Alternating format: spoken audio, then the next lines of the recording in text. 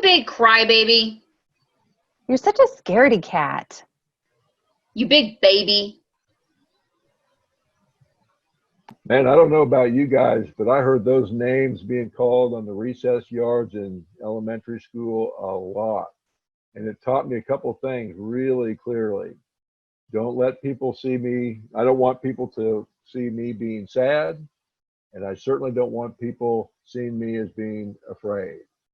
And so at a very early age, I learned how to keep those feelings hidden.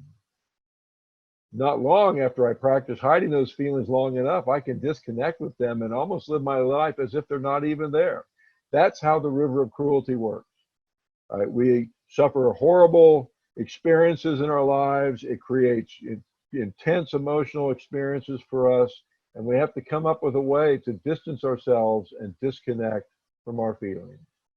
And so when people come to our classes, many times we have to start at the beginning of what are these feelings, what are these emotions, and how do we even notice our bodies when they're experiencing whatever emotions they are.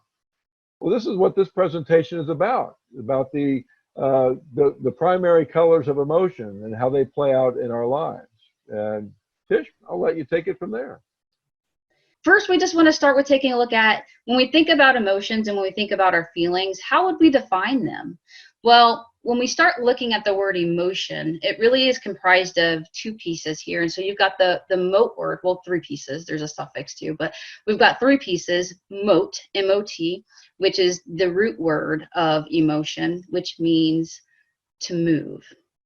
And we've got the prefix E, which means out or outward. And so when we literally translate the word emotion, it is the act of moving out. And then when we start to take a look at emotions and feelings, we think of emotions as feelings as working very much so just like the color wheel. And so in the color wheel, we've got our primary colors, blue and red and gold. And when we start to take those colors and we mix them together, we get our secondary colors. And then if we start to even mix those and play with those even more, we get all kinds of variations of colors. We get all our saturations and hues, and a beautiful blend and array of all the different colors that we see in the world. Well, emotions work in a very similar way. And so we've got our primary emotions. And so when we start to take a look at mad, sad, glad, and afraid, of those, the primary ones are glad and sad and afraid. And when I think about those three feelings, when I think specifically about sad and afraid, I can think of so many times in my life when the sadness within itself can become overwhelming or overbearing, and it's so much to hold on to. And I think about times in my life when I've gotten really afraid, you know, and I can just get really sick and tired of being afraid. And whenever those feelings become intolerable, they're more to bear, we can take those feelings and move them to that secondary emotion of mad. And so mad is really a secondary feeling. It comes after feeling sad, afraid, or both. But we want to share a little bit more with you about how these feelings work and how to really understand our feelings and emotions and what our feelings are trying to tell us. Audra? That's exactly right. Thanks, Tish. Because just like Tish said, the first step is to figure out, what am I feeling? What am I feeling? And so which of these three primary emotions am I feeling? But that's not the end, right? We need to figure out, okay, if this is how I'm feeling, why am I feeling that right now? What is my body trying to tell me by feeling this way? And I think about it like the dashboard of a car. If I'm driving along in my car and a light comes on, let's say the check gas light comes on, the low gas light comes on, I've got a handful of options. I can just do nothing and wait and hope that I get where I need to go with enough gas and that I'll figure it out later. I could pull over to the side of the road and, stop everything in my life and handle it immediately. Or I could ask more questions. I could ask myself, well, how much gas do I have left? What else do I know? I could look around and say, oh, I see a sign for a gas station up ahead. I'll make my way there. I'll adjust my path to take care of it. And so when we think about feelings, we have all of those same options. But the first thing to know is, what is it that our body is telling us? When the car's low gas light comes on, we know that the gas is low. The car is telling us the gas is low. And if I pull over to the side of the road when the gas light turns on and I try to change the tire, it's not really going to fix the problem. In fact, I might end up with more problems along the way. So it's really important to understand, what is the light trying to tell me before I can decide what do I want to do about it. And when we think about this, I think about mad, sad, glad, and afraid. Let's talk about afraid for just a minute. If my body is telling me that I'm afraid, if I think about a time when I'm afraid, I'm personally very afraid of snakes. I have family members who are not afraid of snakes at all. And recently we were canoeing and we were in the water, and a brown snake swam right up to us. And I was feeling very, very afraid, even though they were not afraid at all. And I hopped out of the water and I went up onto the highest rock that I could find, and I didn't come down until I watched that snake swim as far down the bank as I could watch it. And until it was completely out of sight and I knew that it was away, did I start to feel a little bit better. And my body was simply telling me that something bad might happen. My fear with snakes is that they will bite me or attack me or come after me, even though my head knows that most snakes won't and only a few are poisonous. My body still feels like something bad might happen, and so I get really afraid. And so when I think about glad, right? When we feel glad, what exactly is our body wanting us to know? What is it that our brain is supposed to be understanding about what we're experiencing in life? And I think about all kinds of things that make me really super glad. I love eating chocolate. When I eat chocolate, it makes me glad. I love being able to dance and to sing and to just, even though I'm not a good singer, I love the ability to just blare out at the top of my lungs and sing things that really resonate with my heart. And when I'm able to do that, it absolutely makes me glad. But probably one of the things that stands out to me the most is a time when I went in for an interview with this particular job. And when I got there, before I even got there, I just knew that this is where I was supposed to be. This is the place where I was supposed to work. And so when I went in and did that interview, I went in there with the absolute expectation that I was going to get the job, with really having no idea if I was going to get the job at all. And so then later, when they called me back and they offered me the position, my expectation absolutely had been met. And so when I think about glad, that's absolutely how we define that. It's just the expectation that I had turned out to be exactly what happened in reality. And so the expectations have been met. And so it's congruent. And so then I experience that feeling of glad. Thanks, Tish. And when I think about sad, I think about there are so many ways that sadness can be evoked in our bodies. And it might be the loss of a loved one. It might be the loss of hopes and dreams, the loss of potential. It might be expectations not being met. But when I think about loss, I think about like the loss of a relationship. Even if both parties agree that the relationship needs to end, there's still sadness there, because anytime there is loss, there is sadness. It's simply our body's way of recognizing and honoring that something's been lost. It might be the loss of a person, it might be the loss of the hopes and dream of a relationship, but it's just honoring that loss. And then there's mad. You know, it's interesting when I start to think about mad, because there's so many things that we can experience where we really start to feel mad. And oftentimes when we feel mad, we get a very external view of how we feel like other people are impacting us, of how we feel the system is impacting us, of how we feel that the world is impacting us.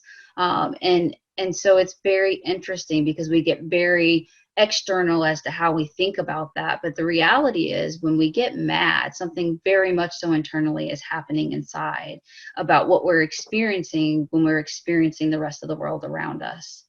And so really, the thing that my body's trying to tell me and the thing that your body's trying to tell you when you're mad is that something needs to change. There's something about the experience that you're having that feels intolerable, and you're no longer interested. And oftentimes that thing that's intolerable either is bringing a great amount of sadness or a great amount of fear.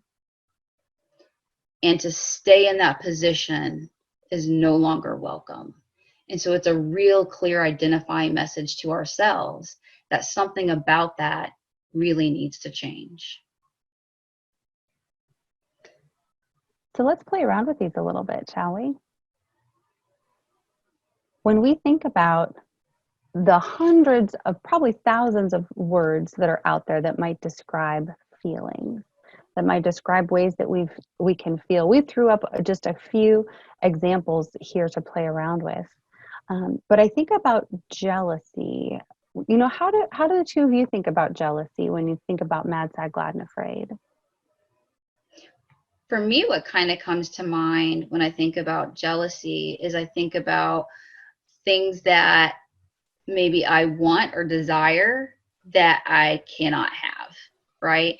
And so there's a part of me that feels really sad about that, and there's a part of me that feels really mad about that, right? It really kind of ticks me off, and then I'm not really sure what that really says about me or is supposed to mean for me when I can't make that happen. And so that's kind of what comes to mind for me. How about you, Steve?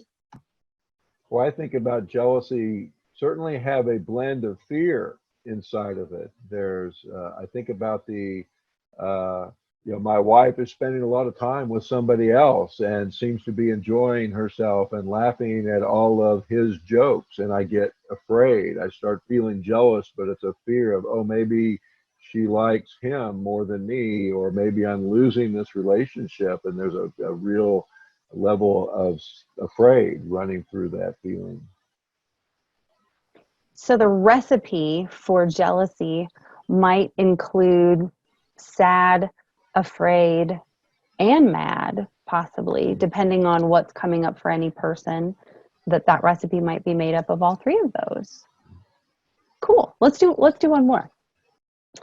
What about when you think about surprise? How do we think about surprise? I love thinking about surprise because I think surprise is one of those feelings that we can experience that can be a little bit controversial. And so when I think specifically about surprise in the aspect of like, oh, maybe, I'm anticipating getting a birthday gift, or I'm anticipating waiting on this phone call that I've been waiting on to receive for quite some time. There's huge elements of that where, when it happens, like it surprises me. I'm like, oh, I was hoping it was going to happen. I'm looking forward to it happening. But like, for example, with the birthday gift, they don't know exactly what I'm going to get, but there's this joyful anticipation. And so inside of that, I think about, there's a part of it where I'm afraid, right? I don't know what I'm going to get. It's going to be the unexpected, the unknown, but I'm also really glad for it to be happening. Right. And so I think about, one aspect of surprise is this combination of glad and afraid. And so it's not even one of those, it's a combination of feelings. But then I also think about surprise in terms of things that might surprise me that I didn't want to happen. Right. I think about, maybe somebody jumping out and scaring me, right? And so, I'm afraid, right? So there's still an element of that where I feel really super afraid, but I didn't appreciate them doing that to me. And so so I feel a little frustrated or irritated or a little ticked off that they did that. And so there's a piece of that where I feel mad, right? And so I think I love the word surprise because it definitely is a combination of feelings. And so there's a recipe for sure to make those feelings up, but depending on the context of the experience, it can be experienced very differently at different times. That makes sense to me. Thanks, Tish.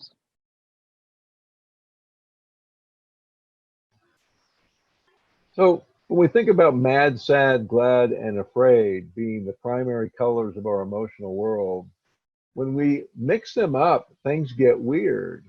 Like if I'm feeling sad and so I get mad, instead of being able to be sad, it gets strange, right? If I'm afraid and instead of being able to be afraid, I have to become angry, things get strange. But if I develop a self awareness, which we probably as human beings should have acquired a very long time ago when we were at a very young age of existence, most of us as adults are still struggling with, gosh, when I'm sad, how do I even be sad when I'm feeling that way? How do I even learn how to be afraid when I'm afraid instead of being angry when I'm afraid? All these feelings are normal human experiences, and not being able to experience them is weird. It's evidence that something's off. And so in our courses, we're asking people to just become introspective and to learn and become familiar with their own emotional experiences and how they can accept them, acknowledge them, and tolerate them without having to shift to secondary colors, secondary emotions, or to give our feelings away to others like a football. And that's pretty much what we wanted to share with you today on primary colors. Thanks for listening, and be sure to tune in again. We'll have some more videos coming up in the near future. Have a great day.